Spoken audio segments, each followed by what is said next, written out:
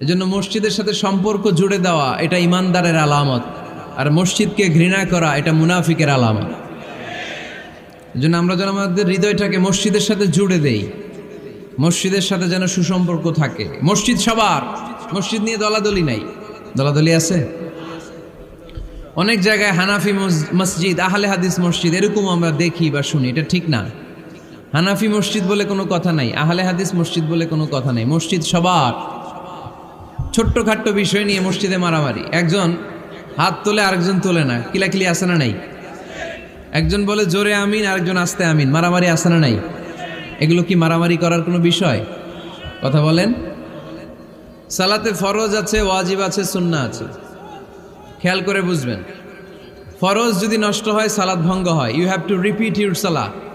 ওয়াজিব নষ্ট হলে সালাত ভঙ্গ হয় না, নতুন করে পড়া লাগে না, সেজদায় শাহু দিলেই সালাত আদায় হয়ে যায়। আর সুন্নাহ নষ্ট হলে নামাজ নষ্টও হয় না, নতুন করে পড়াও লাগে না, সৌ সেজদাও লাগে না, নামাজ আদায় হয়ে যায় সুন্নাহ নষ্ট হলে। এই যে হাত তোলা না তোলা, এটা সুন্নাহ। আমিন জোরে বলা না বলা, এটা কি সুন্নাহ, যেটা কোনো কারণে কেউ না করলেও তার নামাজ কবুল করে নিবে কে? আর এই সব সুন্নত লই আমগো দেশে গিলাগিলি। মৌলভীবাজারে মাশাআল্লাহ এগুলা নাই, এখানেও আছে। এগুলোর অবসান ঘটুক, আমরা চাই কি চাই না? আর কত এই ছোটখাটো বিষয় নিয়ে আমরা এই বিভেদের প্রাচীর আর দেয়ালকে উঁচু করব আমাদের মাঝখানে? কবে আমরা ঐক্যের সিন্ডিকেট করব? কবে? আর কবে সাদা মনের মানুষ হব? কবে? আর কত? অনেক হয়েছে, আর না, এবার থামেন। বিভেদের প্রাচীরকে ভেঙে চুড়িয়ে দেন। ঐক্যের এমন সিন্ডিকেট গড়তে হবে যাতে কোনো অপশক্তি এই ঐক্যকে ভাঙতে না পারে, বানচাল করতে না পারে। চিল্লায় বলেন ঠিক কিনা? এজন্য মিউচুয়াল রেসপেক্টের দরকার, পারস্পরিক শ্রদ্ধাবোধ সব ক্ষেত্রে, রাজনীতিতে, সামাজিক অ্যাক্টিভিটিসে, আমাদের আলেম ওলামাদের মধ্যে পারস্পরিক শ্রদ্ধাবোধের দরকার, মিউচুয়াল রেসপেক্ট। কেউ কাউরে রেসপেক্ট করে না, আমি যেটা বুঝছি এটাই সব, বাকি সব হারাম, এরকম বলে না অনেকে? এরকম যেন না করি। তাহলে মসজিদ সবার। মসজিদ, আল্লাহর হাবিব সাল্লাল্লাহু আলাইহি ওয়াসাল্লাম খ্রিস্টানদেরকে মসজিদে ঢুকতে দিয়েছেন, আর আমরা মুসলমান ভাইয়ের জন্য মসজিদে তালা ঝুলাই দেই, আছে না নাই? আল্লাহর হাবিব সাল্লাল্লাহু আলাইহি ওয়াসাল্লাম কোথাও গেলেই প্রথমে মসজিদ বানাতেন। কি বানাতেন? মসজিদ বানাতেন। মক্কা থেকে হিজরত করে মদিনায় আসলেন, কোবায় থাকলেন কয়েক সপ্তাহ। কোবা পল্লীতে তিনি মসজিদ বানালেন, মসজিদ কোবা। ওখানে প্রতি শনিবার কেউ যদি অজু করে ওখানে যে 2 রাকাত নামাজ পড়ে, একটা কবুল ওমরার সওয়াব আল্লাহ তাআলা তার আমলনামায় দিয়ে দেয়। মসজিদে কোবা বানালেন। তারপরে মদিনায় এসে মসজিদে নববী বানালেন আল্লাহর হাবিব সাল্লাল্লাহু আলাইহি ওয়াসাল্লাম, মসজিদে নববী। এটা ছিল আল্লাহ রাসূল সাল্লাল্লাহু আলাইহি ওয়াসাল্লামের বৈশিষ্ট্য। কোথাও গেলেই তিনি মসজিদ বানাতেন, মসজিদে নববী। হায় রে, এখন তো কত সুন্দর মসজিদ আমরা দেখি, আমরা যে সালাত পড়ি। আল্লাহর হাবিব সাল্লাল্লাহু আলাইহি সাল্লামের সময় মসজিদে নববী কি এরকম ছিল? কথা বলেন। ফ্লোর ছিল বালুর ফ্লোর। কিসের ফ্লোর? আমাদের মসজিদের ফ্লোর কিসের? টাইলস। আর আল্লাহ রাসূল সাল্লাল্লাহু আলাইহি ওয়াসাল্লামের মসজিদে নববীর ফ্লোর কিসের? কথা বলে না তো আওয়াজ করে উত্তর দেন না কেন? কষ্ট হচ্ছে? দুপুরে খাইছেন না সবাই? কেন খান নাই কেন? রোজা রাখছিলেন? হ্যাঁ, ফজর বাদে আইছি। আচ্ছা ঠিক আছে, ঠিক আছে। আচ্ছা আচ্ছা, সাউন্ড নাই, কথা শোনা যায় না? তো এটা শুনলা কেমনে? জিজ্ঞেস করলাম কথা শোনা যায় না, কয় না। তো এটা শুনলা কি করে? মানে অল্প শোনা যায়, তাই তো? একটু পরে আমার বিদায় ঘন্টা বাজবে, আমি চলে যাব। তোমরা ডিস্টার্ব করতে করতে আমার সময় শেষ। তোমরা ডিস্টার্ব করলে তোমাদের লস। আমি আমার টাইমের 1 মিনিটে বেশি যেতে পারবো না, কারণ এখানে আসরের সালাতের আজান শুরু হয়ে যাবে, এরপরে কোনো কথা নেই। আর বক্তব্য লম্বা করা এটা বেদাত। এই বেদাতকে আমি সুন্নাতের মধ্যে আনতে চাচ্ছি। একটা সময়ে একেবারে কমায় নিয়ে আসবো। এত প্রোগ্রামও আমি করতে চাই না। আমি ঘোষণা দিয়েছি আগামী বছরে সারা বাংলাদেশে আমার প্রোগ্রাম হবে 50টা। কয়টা? 50টা। এরপরের বছর 30টা, এরপরের বছর 20টা। বিভাগীয় প্রোগ্রাম করলেই চলবে আমার। এক এক বিভাগে যে 2 দিন 3 দিন খালাস। এত দরকার নেই, এত লম্বা চূড়ার বক্তব্যের দরকার নেই। আধা ঘন্টা চুপ করে শুনেন, কয়েকটা মেসেজ ড্রপ করি, take it with you to your home, then practise and apply in the society. নিয়ে যান, আমল করেন, সমাজে কাজে লাগান। সমাজটা আলোকিত করে দিবে কে? খুতাবুকুম তাবিলা, সলাওয়াতুকুম কাসীরা। আল্লাহর হাবিব সাল্লাল্লাহু আলাইহি ওয়াসাল্লাম বললেন, কিয়ামতের একটা আলামত, কিয়ামতের আগে তোমাদের বক্তব্য হয়ে যাবে লম্বা, সালাত হয়ে যাবে খাটো। সালাতের পরে তাসবিহ পড়তে চায় না লোকজন, ব্যস্ত, মহাব্যস্ত, সুপার বিজি। কোত্থেকে আসলে এই ব্যস্ততা? আপনি রবের সাথে মুনাজাত, না যাই ইউনাজি মুনাজাত, আপনার রবের সাথে একাকী নীরবে কথা বলতে মনে চায় না আপনার? এত তাড়াহুড়ো কিসের? ধীর স্থির হন, একটু স্থির হন, একটু মনোদৈহিক প্রশান্তি অর্জনের চেষ্টা করেন। সব সময় ব্যস্ত, ধাক্কাধাক্কি, উচ্ছৃঙ্খলা, এগুলো আমাদেরকে শেষ করে দিয়েছে। এজন্য লম্বা চোরা বক্তব্য ঠিক না। বক্তব্য শুনতে আমাদের ভালো লাগে, আমল করতে ভালো লাগে না। বক্তব্যটা শেষেই সিগারেট ধরায়, আছে না নাই? মাহফিল শেষেই বিড়ি ধরায়, কয় চমৎকার ওয়াজ করছে হুজুরে। ওয়াজটা সেরকম হয়েছে, অনেক কণ্ঠ সুন্দর হুজুরের। এতদিন ইউটিউবে দেখছি, আজকে সরাসরি দেখাইছি, আছে না নাই? তো কি লাভ হয়েছে? লাভটা হয়েছে কি? এই যে মাহফিল শেষে বিড়িটা ধরাইলেন আর গেলেন, কোনো লাভ হয় নাই। এগুলো থেকে বেরিয়ে আসতে হবে। বছরের পর বছর আমাদেরকে শিখানো হয়েছে একভাবে, কেউ এই পরিবর্তনের আওয়াজ তোলে নাই। আওয়াজ আপনাকে তুলতে হবে। আওয়াজ তোলার জন্য এত মানুষ লাগে না, আপনি একাই যথেষ্ট। আপনি দাঁড়ান না সামনে, দেখবেন আপনার সামনে কেউ টিকে থাকতে পারবে না, ঠিক কিনা? কিন্তু আপনার শক্ত সিদ্ধান্ত লাগবে, পরিবর্তনের জন্য শক্ত মানসিকতা লাগবে, যে আমি পরিবর্তন করতে চাই। We have to change. যুগ জামানা পাল্টে দিতে চাই না অনেকজন। এক মানুষই আনতে পারে জাতির জাগরণ। এক মানুষই বিপদকালে বাঁচায় কাফেলায়, ক্ষুদ্র ডিঙ্গি বাঁচায় জাহাজ অসীম দরিয়ায়। এজন্য আপনার শক্ত সিদ্ধান্ত পারে আপনার মৌলভীবাজারটাকে দেশের শ্রেষ্ঠ জেলা, শ্রেষ্ঠ থানা হিসেবে আল্লাহর কাছে কবুল করতে, ঠিক কিনা? এজন্য লম্বা চূড়া আলোচনা ঠিক না। ছোটখাটো অল্প কয়েকটা মেসেজ নিয়ে যেতে পারলেই that's enough. One of the minor sign before the day of judgment, your Islamic lectures will be very longer and your salah 5 times a day will be shorter. কিয়ামতের আগে বক্তব্য লম্বা, নামাজ খাটো, তাসবিহ পড়ে না, ব্যস্ত, মহাব্যস্ত। এই মহাব্যস্ততা ছাড়েন, কোরআন সুন্নাহর দিকে ফিরে আসেন। বরকত দিবে কে? বিশ্বনবীর মসজিদে নববীর ফ্লোর বালুর ফ্লোর ছিল, আমাদের ফ্লোর টাইলস। আল্লাহর হাবিব সাল্লাল্লাহু আলাইহি ওয়াসাল্লামের মসজিদে বালি নিচে, এই বালিতে নামাজ পড়তেন। বৃষ্টি হলে কাদামাটি হয়ে যেত, কাদামাটিতেই সেজদা করতেন। সেজদা করলে কাদার মাটি আল্লাহর হাবিব সাল্লাল্লাহু আলাইহি ওয়াসাল্লামের নাকে আর কপালে লেগে যেত। তিনি সালাম ফিরিয়ে সাহাবাদের দিকে মুখ ফিরিয়ে বসলে দেখতেন প্রতিটা সাহাবীর নাকে আর কপালে কাদার মাটি মিশে আছে। তার মানে প্রিয় নবী সাল্লাল্লাহু আলাইহি ওয়াসাল্লামের মসজিদে নববী ছিল কাঁচা, কিন্তু মুসল্লি ছিল পাকা। আমাদের মসজিদগুলা হয়েছে পাকা, কিন্তু মুসল্লি কাঁচা, ঠিক কিনা? ফজরের সালাতে মানুষ নাই। ইমাম সাহেব আছেন কে কে এলাকায়? দেখি ইমাম, মসজিদের ইমাম, মাশাআল্লাহ। আপনাদের এইখানে ওই মসজিদে ফজরের নামাজে কয় কাতার হয়? 5 জন 6 জন? কেনে এত কম? কেনে? হ্যাঁ, আসে না, আসতে চায় না লোকজন। তো এই যে 5-6 জন ফজরের সালাতে, কল্পনা করতে পারেন ফজরের সালাতে এত কম লোক। ফজরের জামাতে লোক যায় না, এটা একটা মহামারী। যেদিন ফজরের জামাতের দৃশ্য আর জুমার নামাজের দৃশ্য একরকম হয়ে যাবে, ওই দিনই বাংলাদেশে ইসলাম কায়েম হয়ে যাবে। এখন স্লোগান তোলে বিপ্লব বিপ্লব, ইসলামে বিপ্লব। আর ফজরের সময় আমি কম্বলের ভিতরে, আছে না নাই?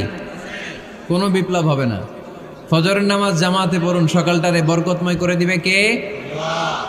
আল্লাহর হাবিব সাল্লাল্লাহু আলাইহি ওয়াসাল্লামের মসজিদ ছিল সবার জন্য উন্মুক্ত, এখানে সবাই আসতে পারত। এজন্য মসজিদ হবে সবার। আমরা মসজিদের আবাদকারী হতে চাই। এজন্য রাব্বুল আলামিন বলেন, ইন্নামা ইয়া'মুরু মাসাজিদাল্লাহি মান আমানা বিল্লাহি ওয়াল ইয়াউমিল আখির ওয়া আকামাস সালাতা ওয়া আতাজ যাকাতা ওয়া লাম ইয়াখশা ইল্লাল্লাহ فعسى أولئك أن يكونوا من المهتدين। সুবহান আল্লাহ পড়েন। রব্বুল আলামিন বললেন মসজিদের আবাদকারী হবে তারা যারা আল্লাহর প্রতি ঈমান আনে, আখিরাতের প্রতি ঈমান আনে, যারা সালাত কায়েম করে, যারা যাকাত আদায় করে, যারা দুনিয়ার কাউকে ভয় পায় না, ভয় পায় একজনকে। চিল্লায় বলেন তিনি কে?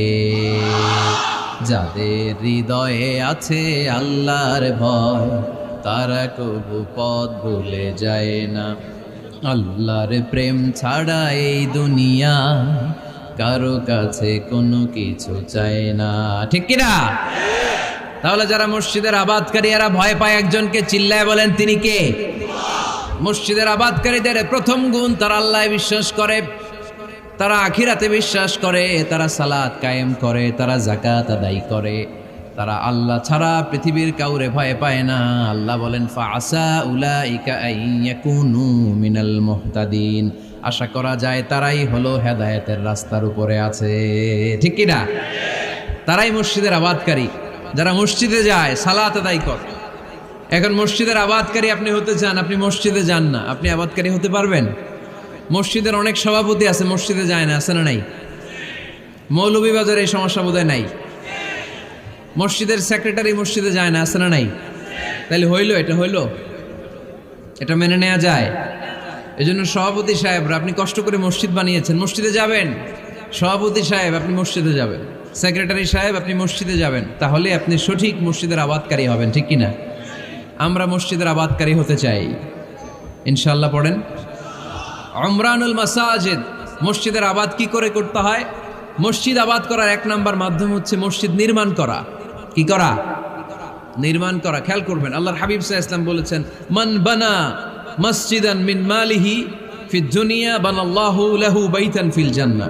যে ব্যক্তি নিজের পকেটের টাকা খরচ করে দুনিয়াতে মসজিদ বানায়, আল্লাহ তাআলা তার জন্য জান্নাতে ঘর বানায়। 60টা জিনিস মানুষ মরে যাওয়ার পরে তার কবরে পৌঁছতে থাকে।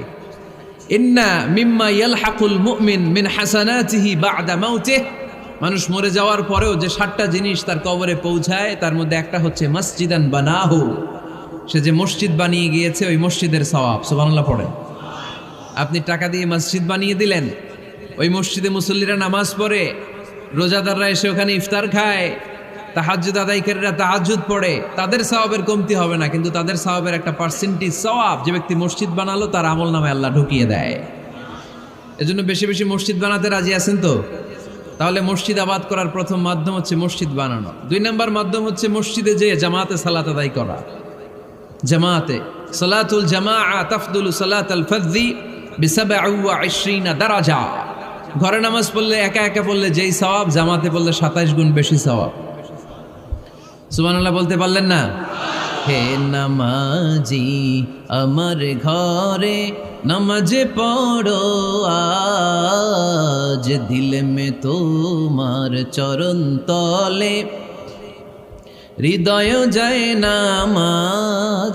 হে নামাজি আমার ঘরে নামাজ পড়ো আজ, দিল মে তোমার চরণ তলে হৃদয় যায় নামাজ। পড়েন আল্লাহু আকবার। কি সুন্দর লিখেছেন কাজী নজরুল ইসলাম। মসজিদ কেমন যেন মসজিদ তার নিজের ভাষায় আল্লাহর কাছে কেঁদে কেঁদে ফরিয়াদ জানায়, আল্লাহ নামাজিরা আমার ঘরে আসে না, কি সুন্দর টাইলস, কি সুন্দর মুসল্লা, কি সুন্দর এয়ার কন্ডিশন, সব আছে কিন্তু মুসল্লি নাই, ঠিক কিনা? মসজিদগুলো আল্লাহর কাছে ফরিয়াদ জানায়। এজন্য আমরা যেন মসজিদমুখী হই। কি মুখী? আওয়াজ করে বলতে হবে, কি মুখী? মসজিদমুখী। তাহলে মসজিদ আবাদের 1 নম্বর পদ্ধতি মসজিদ বানানো। 2 নম্বর মসজিদে বেশি বেশি যে জামাতে সালাত আদায় করা। 3 নম্বরে মসজিদের সাথে সম্পর্ক জুড়ে দেওয়া, হৃদয়টা যেন সবসময় মসজিদের সাথে লেগে থাকে। আল্লাহর হাবিব সাল্লাল্লাহু আলাইহি ওয়াসাল্লাম বললেন, সাবআতুন ইউযিল্লুহুমুল্লাহু ফি যিল্লিহি ইয়াওমা লা যিল্লা ইল্লা যিল্লু।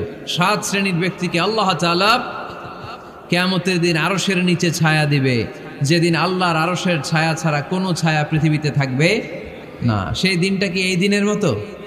কিয়ামতের দিনটা আজকের এই দিনের মতো হবে? 50,000 বছর হবে। এটা লেন্থ, এটা ডিউরেশন। কাআন সাফসাফা লা তারা ফিহা ইওয়াজা ওয়ালা আমতা, লেভেল প্লেইন ফিল্ড, তামার জমিন। একটু কল্পনা করেন তো ওই দিনটা কত ভয়ঙ্কর। বাবা ছেলেরে চিনবে না ওই দিন, ছেলে বাবারে চিনবে না, স্ত্রী স্বামীকে চিনবে না, স্বামী স্ত্রীকে চিনবে না, পীর সাহেব মুরিদ চিনবে না, মুরিদ পীর সাহেবকে চিনবে না, নেতা কর্মীকে চিনবে না, কর্মী নেতাকে চিনবে না। হায় হায়, ইয়া নাফসি বলে কাঁদবে। সূর্যটা মাথার কাছে চলে আসবে, সূর্যের তাপে মাথার মগজগুলো গলে গলে নাকের ছিদ্র আর কানের ছিদ্র দিয়ে টপ টপ করে বেয়ে বেয়ে পড়বে। তৃষ্ণায় মানুষগুলো পাগল পাড়া, জিব্বাটা বের হয়ে নাভি পর্যন্ত ঝুলতে থাকবে। সেদিন সবাই পাগলের মতো ছুটতে থাকবে, কোনো ছায়া নাই আল্লাহর আরশের ছায়া ছাড়া। আল্লাহর হাবিব বললেন 7 শ্রেণীর ব্যক্তিকে আল্লাহ তাআলা আরশের নিচে ছায়া দিবেন। এর মধ্যে 1 শ্রেণীর ব্যক্তি রাজুলুন কলবুহু মুআল্লাকুন বিল মাসাজিদ, ওই ব্যক্তি যার হৃদয়টা সবসময় আল্লাহর মসজিদের সাথে লেগে থাকে। মসজিদের সাথে যার হৃদয় লেগে থাকে তাকে আরশের নিচে ছায়া দিবে কে? এজন্য মসজিদের সাথে যেন আমাদের হৃদয়গুলো লেগে থাকে।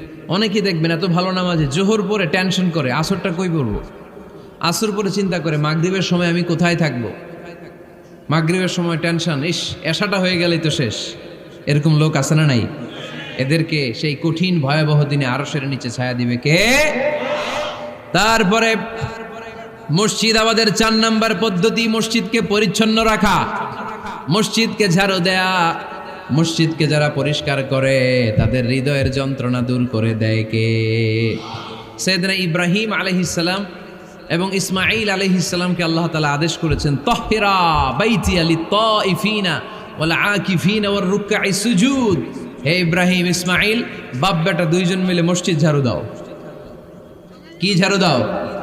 মসজিদেরি ঝাড়ু বড়দার ও কমারে হাত শোনো আমারে মুনাজাত। পড়েন, শোনো শোনো ইয়া ইলাহি আমারে মুনাজাত, শোনো আমারে মুনাজাত। পড়েন আমিন। মসজিদ ঝাড়ু দেওয়া মসজিদ আমাদের অন্তর্ভুক্ত। আপনারা কেউ কোনোদিন মসজিদ ঝাড়ু দিয়েছেন নাকি? কে কে দিয়েছেন দেখি? সবাই সবাই মসজিদের খাদেম, মাশাআল্লাহ।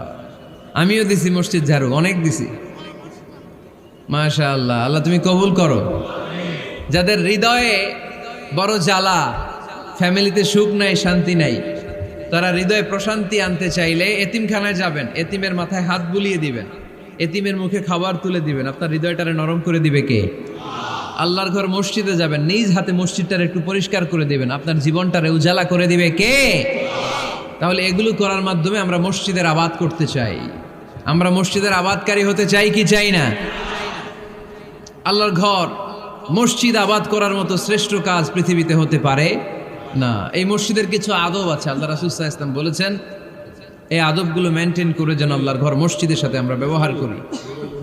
মসজিদের 1 নম্বর আদব হচ্ছে মসজিদে ওযুর সাথে প্রবেশ করা। কিসের সাথে? ওযু করে পরিচ্ছন্ন হয়ে মসজিদে প্রবেশ করা। এজন্য অপবিত্র অবস্থায় গোসল ফরজ, এরকম অবস্থায় মসজিদে ঢোকা যাবে? কথা বলেন, ঢোকা যায়? যেই নারীদের মাসিক চলতেছে, মেনস্ট্রুয়েশনাল পিরিয়ড চলতেছে, ওই নারীদের পক্ষে মসজিদে ঢোকা জায়েজ আছে? নাই। তাহলে এটা হলো 1 নম্বর আদব। মসজিদে ঢোকার সময় কি করে ঢুকবো? ওযু করে। আওয়াজ করে বলেন, কি করে ঢুকবো? ওযু করে। 2 নম্বর আদব হচ্ছে মসজিদে যাওয়ার সময় সবচেয়ে ভালো জামাটা পরে যাব, সবচেয়ে ভালো পাঞ্জাবিটা পরে যাব। জান তো আপনারা? না সবচেয়ে সিরাটা পরে যান? হ্যাঁ, অনেকের নামাজের জন্য একটা পুরান জামা আছে, সিরা পাড়া, এদিকে হাত উঠাইলে দিকতে দেখা যায়, আছে না নাই? সবচেয়ে সিরা পাড়াটা রাখে নামাজের জন্য, কপাল পোড়া। আর সুন্নাতে খাতনার অনুষ্ঠানে গেলে মাশাআল্লাহ লেহেঙ্গা গায়ে দেওয়া যায়, আছে না নাই? না, আপনি ইবাদতের জন্য সবচেয়ে সুন্দর জামাটা রাখবেন। এজন্য রাব্বুল আলামিন বলেন, ইয়া বানি আদম খুযু জিনাতাকুম ইনদা কুল্লি মসজিদ। ও বনি আদম, তুমি যখন আল্লাহর ঘর মসজিদে ঢুকবা, ও বনি আদম, তুমি যখন নামাজের মুসল্লায় দাঁড়াবা, তোমার সবচাইতে দামি, সবচাইতে সুন্দর জামাটা গায়ে দিয়ে তুমি নামাজে দাঁড়াও। ঠিক কি না? তাহলে এখন মসজিদে যাওয়ার সময় কি গায়ে দিয়ে যাবেন বলেন? খিতা করবাইন? হ্যাঁ, মাশাআল্লাহ। হ্যাঁ, সবচেয়ে ভালো কাপড়টা আয়রন করে পারফিউম মেখে তারপরে আমরা যাব। রাজি আছেন তো? 3 নম্বর আদব হচ্ছে মসজিদে ঢোকার সময় বাম পা দিয়ে ঢুকতে হয়।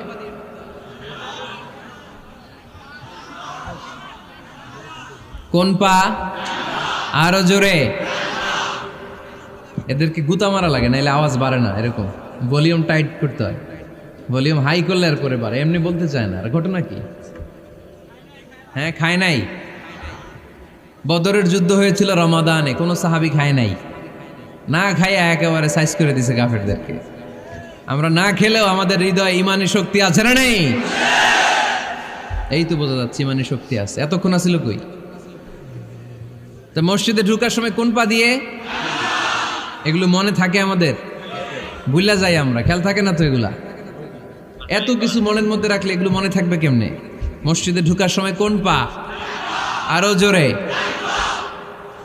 বেরোয়ার সময় কোন পা? মনে থাকবে? মসজিদে যখন ঢুকবেন ডান পা দিয়ে ঢুকবেন, আর দোয়া পড়বেন আউযু বিল্লাহিল আযীম ওয়া বিওয়াজহিল কারীম ওয়া সুলতানিহিল কদীম মিনাশ শাইতানির রাজীম। বিষ্ণু ইসা ইসলাম বললেন, যে ব্যক্তি মসজিদে ঢোকার সময় এই দোয়াটা পড়বে, শয়তান আফসোস শুরু করে, সে বলে হায় হায়, আজকের দিনের জন্য, সারা দিনের জন্য তো তুই আমার ওয়াসওয়াসা থেকে বেঁচে গেলি, আজকের সারা দিনের জন্য তোরে আমি হারালাম, আজকের সারাটা দিন আল্লাহর পক্ষ থেকে প্রোটেকশন নিয়ে তুই বেঁচে গেলি, আজকের জন্য যা, কালকে তোরে আমি ধরবো। এজন্য এই দোয়াটা পড়ার দরকার আছে না? আউযু বিল্লাহিল আযীম ওয়া বিওয়াজহিল কারীম ওয়া সুলতানিহিল কদীম মিনাশ শাইতানির রাজীম। 4টা বাক্যের দোয়া। মুখস্থ করতে কষ্ট হলে যে ইউটিউবে চলে যাবে আজকেই, ওখান থেকে শুনে আপনারা মুখস্থ করে নেবেন, এই দোয়াটা পড়বেন, তাহলে ওই দিনের জন্য শয়তানের ওয়াসওয়াসা, টেম্পটেশন, প্রভোকেশন থেকে আপনি আল্লাহ তাআলার প্রোটেকশনে চলে গেলেন। সুবহানাল্লাহ পড়েন। তারপরে আল্লাহর হাবিব বললেন, ঢোকার আগে আমারে সালাম দাও।